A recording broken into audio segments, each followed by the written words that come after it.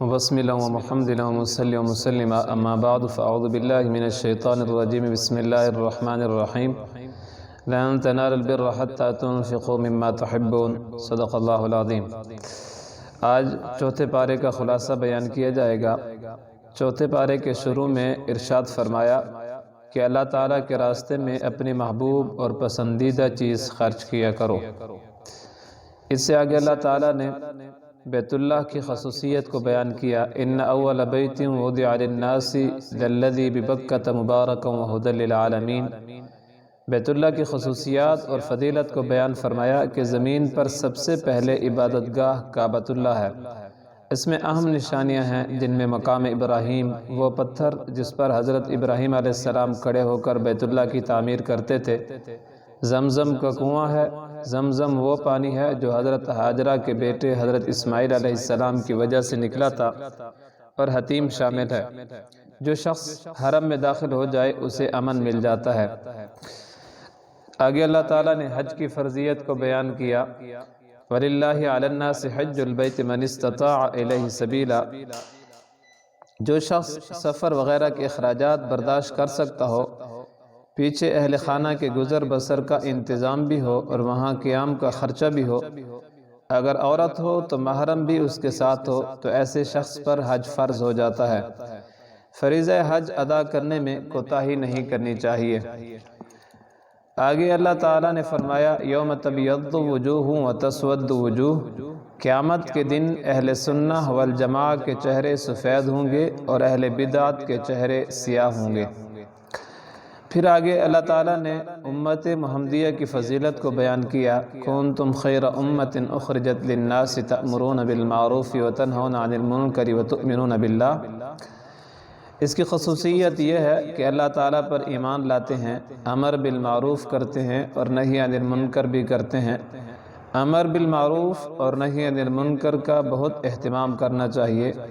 جو جائز اسباب ہیں نیکی کی طرف لانے کے، ان کو اختیار کرنا چاہیے، اور جو جائز اسباب ہیں گناہ سے بچنے کے، ان کو اختیار کرنا چاہیے۔ آگے اللہ رب العزت نے کفار اور منافقین سے دوستی کرنے سے منع فرمایا، یا ایھا الذین آمنوا لا تتخذوا بطانة من دونکم لا یألونکم خبالا ودوا ما عنتم قد بدت البغضاء من افواہہم وما تخفی صدورہم اکبر۔ یہ مسئلہ بیان فرمایا کہ منافقین اور کفار سے قلبی تعلق نہ رکھو، کیونکہ وہ تمہیں نقصان پہنچانے کے درپے ہیں۔ ان کے دلوں میں جو بغض اور حسد پوشیدہ ہے وہ ان کی اعلانیہ باتوں سے زیادہ سخت ہے۔ وہ چاہتے ہیں کہ مسلمانوں کو دین اور دنیا کی پریشانی لاحق ہو، ہاں البتہ رکھ رکھاؤ اور وقتی ضرورت یہ الگ چیز ہے۔ آگے اللہ رب العزت نے غزوات کا تذکرہ کیا، وَلَقَدْ نَصَرَكُمُ اللَّهُ بِبَدْرٍ وَأَنْتُمْ أَذِلَّةٌ، یعنی غزوہ بدر، غزوہ احد اور غزوہ حمراء الاسد۔ لیکن یہاں تفصیل سے غزوہ احد کا ذکر ہے جو کہ 55 آیات پر مشتمل ہے۔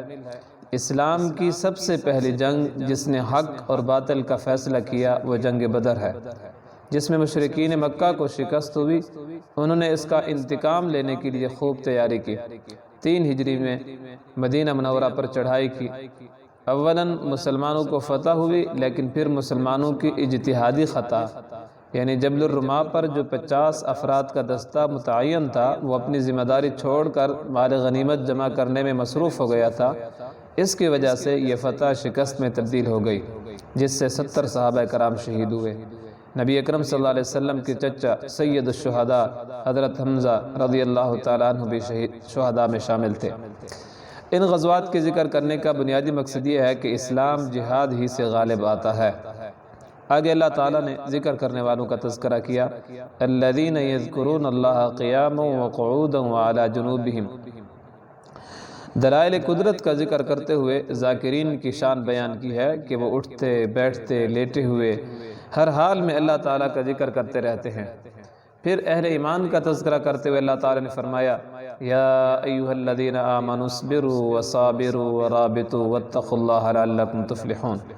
اہل ایمان کو حکم دیا کہ تم صبر کرو، یعنی مصائب کی وجہ سے دل چھوٹا نہ کرنا، شجاعت اور بہادری کا مظاہرہ کرو، یعنی ڈٹ جاؤ، سرحدوں پر پہرے دو، ہر معاملے میں اللہ تعالیٰ سے ڈرتے رہو۔ اللہ تعالیٰ ہمیں احکام شریعت پر عمل کرنے کی توفیق دے اور شریعت کی حفاظت کے لیے پہرے دار بننے کی توفیق دے۔ آگے سورۃ النساء شروع ہوتی ہے۔ نساء عورتوں کو کہتے ہیں، اس میں چونکہ اللہ تعالیٰ نے خواتین کے متعلق احکام بیان فرمائے ہیں، اسی وجہ سے اس سورت کا نام سورۃ النساء رکھ دیا گیا ہے۔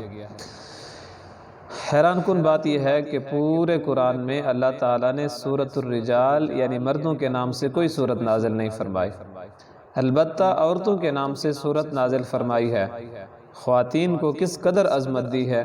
اب اس پروپیگنڈے سے متاثر ہونا کہ اسلام عورت کو عظمت نہیں دیتا، حقوق کا خیال نہیں رکھتا، یہ ناانصافی ہے۔ اسلام نے سب سے زیادہ عورت کے حقوق بیان کیے ہیں اور عزت بھی دی ہے، مگر کوتاہی ہماری ہے کہ ہم اسلام پر عمل نہیں کرتے۔ اس صورت میں کئی احکام بیان کیے ہیں۔ یتیموں کے مال کی حفاظت کے بارے میں اللہ تعالیٰ نے فرمایا وَآتُوا الْيَتَامَى أَمْوَالَهُمْ وَلَا تَتَبَدَّلُوا الْخَبِيثَ بِالطَّيِّبِ۔ یتیموں کا مال ان کے حوالے کر دینا چاہیے، نہ ہی اسے کھائیں اور نہ ہی ان کے عمدہ مال کو ردی مال سے بدلنے کی کوشش کریں، کیونکہ ایسا کرنا گناہ کبیرہ ہے۔ آگے تعدد ازواج کا ذکر کیا، فَانْكِحُوا مَا طَابَ لَكُم مِّنَ النِّسَاءِ مَثْنَىٰ وَثُلَاثَ وَرُبَاعَ۔ اللہ تعالیٰ نے تعدد ازواج کا مسئلہ بیان فرمایا کہ ایک سے زائد 4 تک نکاح کرنے کی اجازت ہے، لیکن ضروری نہیں۔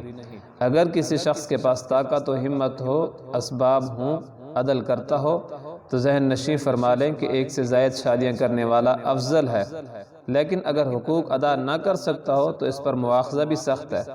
اگر ایک سے زائد شادیوں پر قوت و طاقت نہ ہو، اسباب نہ ہوں اور حقوق ادا نہ کر سکتا ہو تو پھر ایک ہی نکاح پر اکتفا کرنا بہتر ہے۔ آگے اللہ رب العزت نے میراث کا ذکر کیا، یوصیکم اللہ فی اولادکم للذکر مثل حظ الانثیین۔ وراثت کے تفصیلی اصول بیان فرمائے کہ کس کو کتنا حصہ دینا چاہیے۔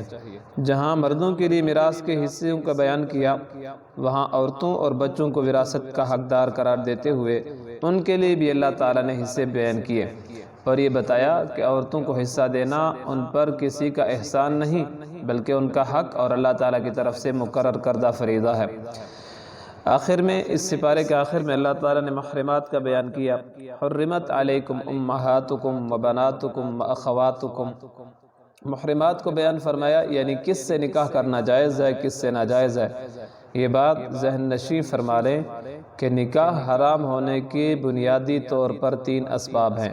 نسب یعنی جو خونی رشتے ہیں، نمبر 2 رضاعت یعنی دودھ پینے کی وجہ سے جو رشتے ہوتے ہیں، نمبر 3 مصاہرت یعنی شادی کرنے کی وجہ سے جو رشتے ہوتے ہیں۔ کسی عورت سے نکاح اور رخصتی ہو گئی تو اس کی والدہ یعنی اپنی ساس سے نکاح نہیں ہو سکتا۔ اللہ رب العزت ہمیں قرآن کے مطابق زندگی گزارنے کی توفیق نصیب فرمائے۔ وآخر دعوانا ان الحمدللہ رب العالمین۔